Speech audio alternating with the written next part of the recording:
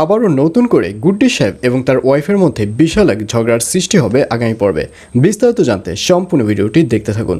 আসসালামু আলাইকুম প্রিয় দর্শক, সবার কি অবস্থা? হাজির হয়ে গেলাম দীপ্ত টিভির নিবেদিত বকুলপুর সিজন 2 এর 762তম পর্বে কী সব ঘটতে চলছে তার অগ্রিম খবর নিয়ে।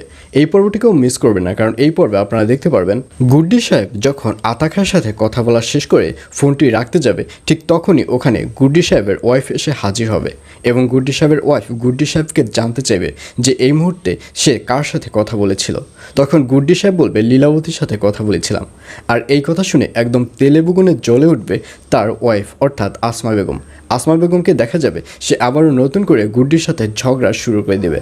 আসমা বলবে, তুমি জানো না যে আমি ওই মহিলাটিকে দেখতে পারি না, তারপরও কেন তুমি বারবার ওই মহিলার সাথে কথা বলতে যাচ্ছ?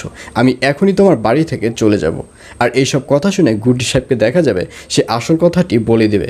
গুড্ডি সাহেব বলবে, এই নাও নাম্বার নাও, এই নাম্বারে আবারও ফোন দাও, ফোন দিয়ে দেখো আমি কার সাথে কথা বলেছিলাম। আমি আতাখার সাথে কথা বলেছিলাম।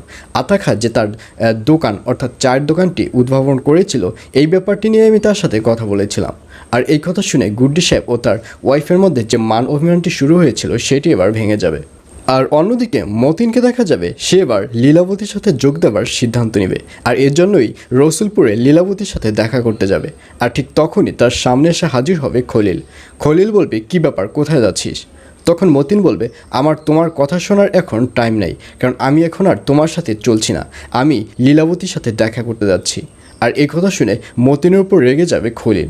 খলিল বলবে, তোর এত বড় সাহস, তুই আমার সামনে থেকে লীলাবতীর সাথে দেখা করতে যাচ্ছিস?